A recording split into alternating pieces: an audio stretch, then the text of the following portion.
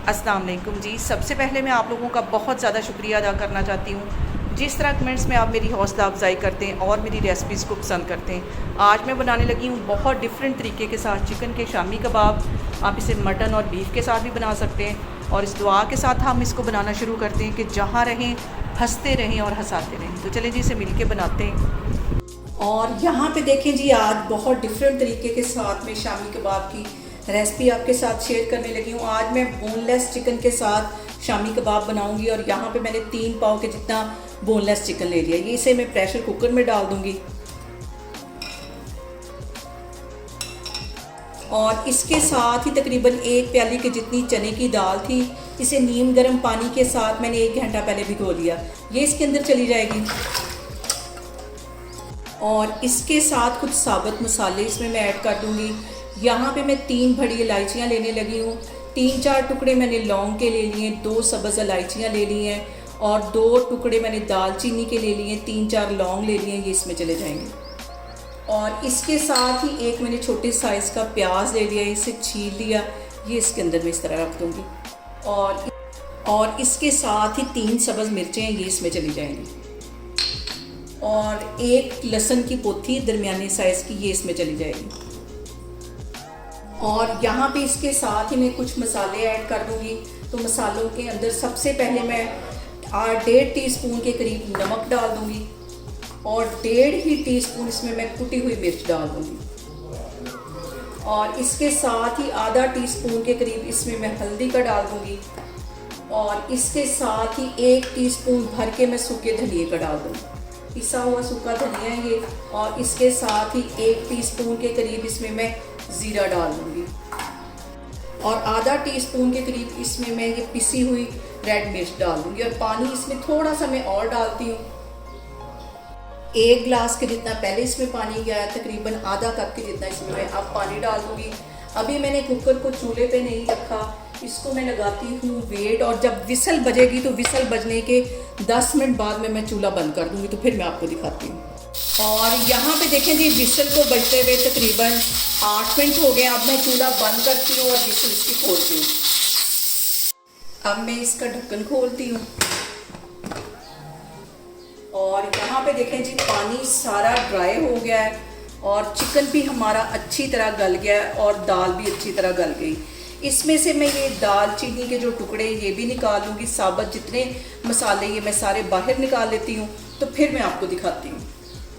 और अब इसके अंदर ये जो साबुत मसाले इसे मैं निकाल दूँगी क्योंकि इनका काम जो है वो ख़त्म हो गया। इन्होंने जितना फ्लेवर देना था वो सारा हमारा शामी कबाब के अंदर आ गया।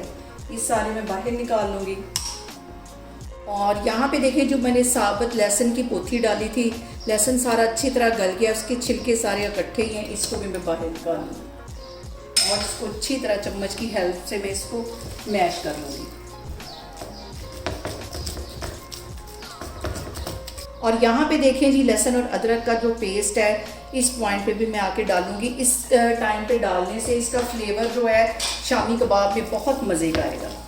ये डालने के बाद मज़ीद इसको मैं अच्छी तरह मैश कर लेती हूँ और फिर मैं एंड में मिर्च और नमक भी चेक करूँगी। अगर हल्का हुआ तो मैं डाल दूँगी, अगर पूरा हुआ तो फिर रहने दूँगी। इसको मैं भी इसी तरह चम्मच की हेल्प से मिक्स कर रही हूँ।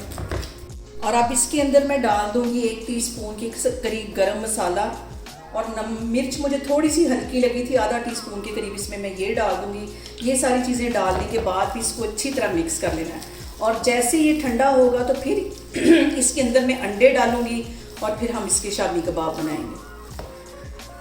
और यहाँ पे देखें जी, शामी कबाब का जो मिक्सचर है वो ठंडा हो गया। अब इसके अंदर मैं 2 अंडे डाल दूँगी।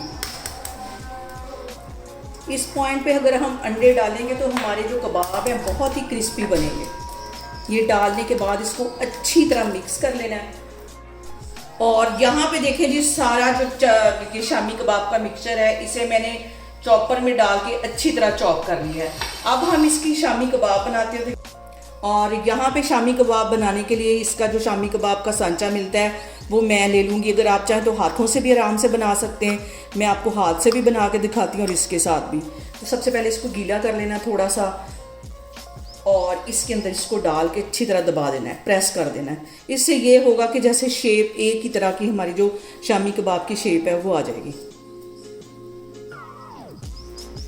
और इसको पीछे से ऐसे प्रेस कर देना, आराम से ये निकल आएगा। इसी तरह सारे शामी कबाब मैं बना के रखती जा रही हूँ, तो फिर मैं आपको दिखाती हूँ। और यहाँ पे देखें जी, शामी कबाब का जो सांचा है उसके साथ एक ही तरह के हमारे सारे कबाब ये बनते जा रहे हैं। और यहाँ पे देखें जी, मैंने तवे के ऊपर तकरीबन 3 से 4 टेबल स्पून के करीब कुकिंग ऑयल डाल दिया है। ये हल्का सा गर्म हो गया है। अब इसके अंदर हम शामी कबाब फ्राई करेंगे। इसमें अंडा डालने की वजह से ये बहुत क्रिस्पी हमारे शामी कबाब तैयार होंगे। इसकी एक साइड अच्छी तरह फ्राई हो जाएगी, फिर इसकी मैं साइड चेंज करती हूँ। और यहाँ पे शामी कबाब फ्राई करते वक्त सबसे जो अहम बात वो हमेशा की तरह एक ही है कि आपने मेरी रेसिपीज़ बनाते वक्त घबराना नहीं है। बिना स्किप किए हुए आप मेरी वीडियोस देखें, और अगर अभी तक आपने मेरे चैनल को सब्सक्राइब नहीं किया तो प्लीज़ उसको सब्सक्राइब करें। और यहाँ पे तकरीबन 3 से 4 मिनट के लिए मैं इसकी एक साइड अच्छी तरह फ्राई कर लूँगी, फिर मैं आपको दूसरी साइड दिखाती हूँ। और यहाँ पे देखें जी, जो शामी कबाब हमारे फ्राई होते जा रहे हैं उसे मैं इस तरह तवे के किनारे पे करती जाऊँगी ताकि अच्छी तरह ये क्रिस्पी हो जाए।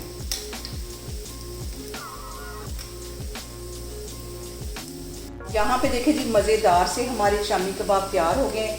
इसे मैं करती हूँ डिश आउट, तो फिर मैं आपको दिखाती हूँ।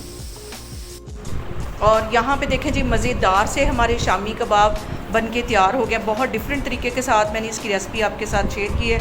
आप लोग इसको लाजमी ट्राई करें और मुझे कमेंट्स में बताएं कि आपको मेरी रेसिपीज़ कैसी लगती हैं। और मेरी वीडियोस को ज़्यादा से ज़्यादा शेयर करें और मुझे सब्सक्राइब करें। और अपना बहुत सारा ख्याल रखें। इंशाल्लाह ताला मैं एक और वीडियो में आपके सामने आऊँगी। अल्लाह हाफिज़।